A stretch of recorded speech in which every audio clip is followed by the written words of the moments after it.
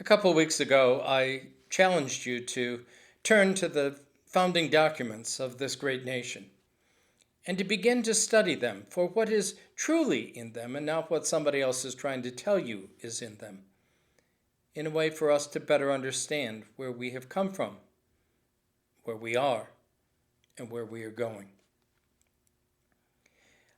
I began my study this week with turning to the Declaration of Independence.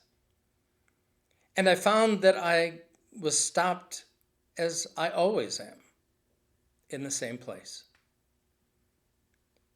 the inalienable rights. The rights of life, liberty, and the pursuit of happiness. The rights of life and liberty should be, but are not always, self-explanatory.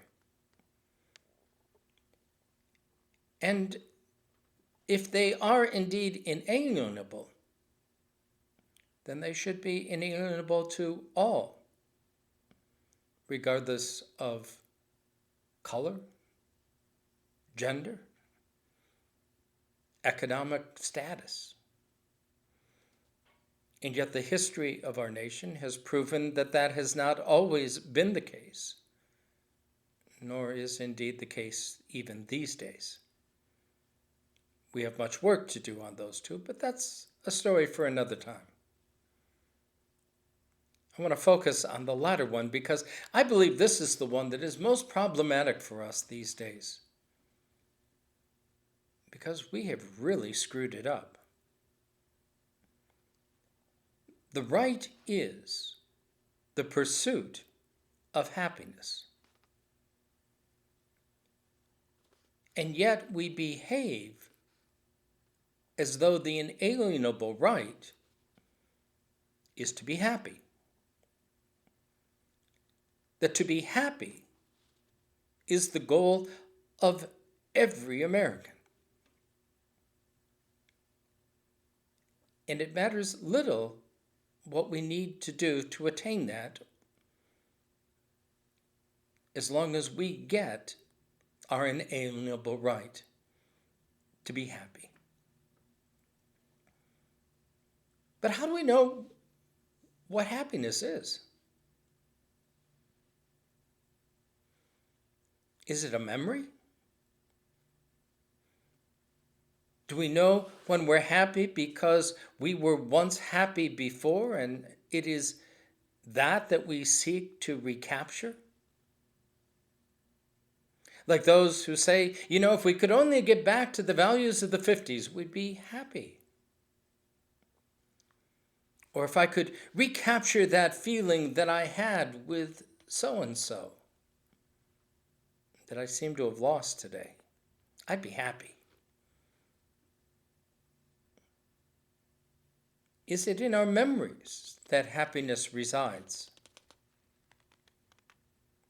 Or is it in some unknown future?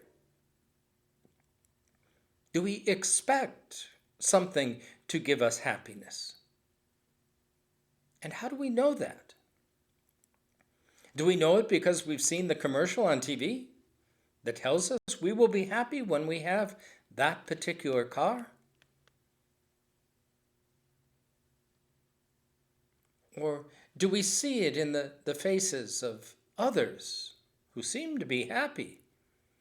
And we make associations like, if I could only have a woman that looked like that by my side.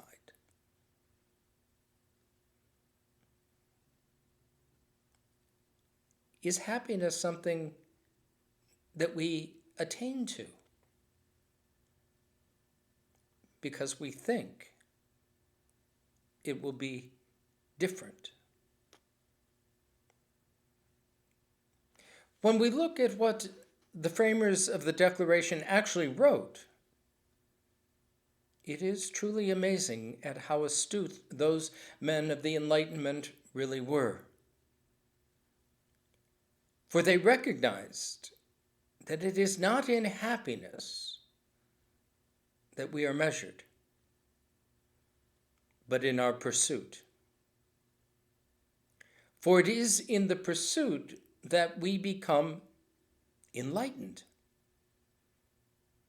It is in the journey that we begin to better understand who we are, who our neighbors are, and who God is. And while it probably was not the intention of the framers of the Declaration, for most of them were deists, this concept is very biblical. For it is in the journey that the story is told. It is in the journey that we discover who we are and who God is. And it is on the journey that God finds us. It is on the journey in the wilderness where God encounters the people on Mount Sinai. It is in the journey into exile and out of exile that God's people come to a new realization of who they are as God's people. It is on the journey home that the prodigal is embraced by the loving Father. It is on the road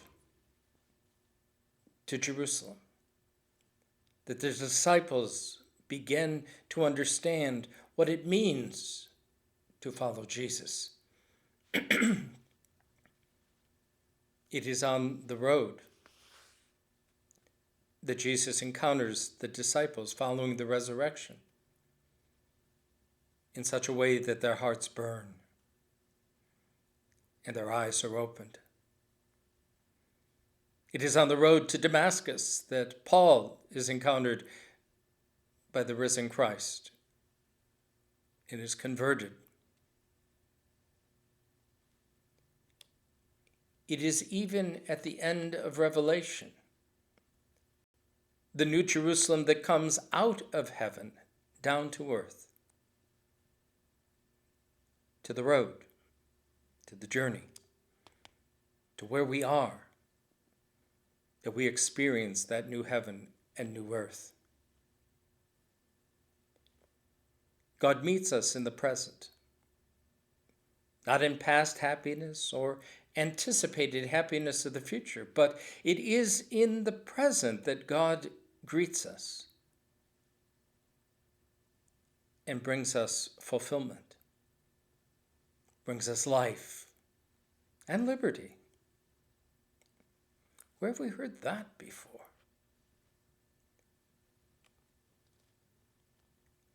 So let us focus these days on the journey that we are making together.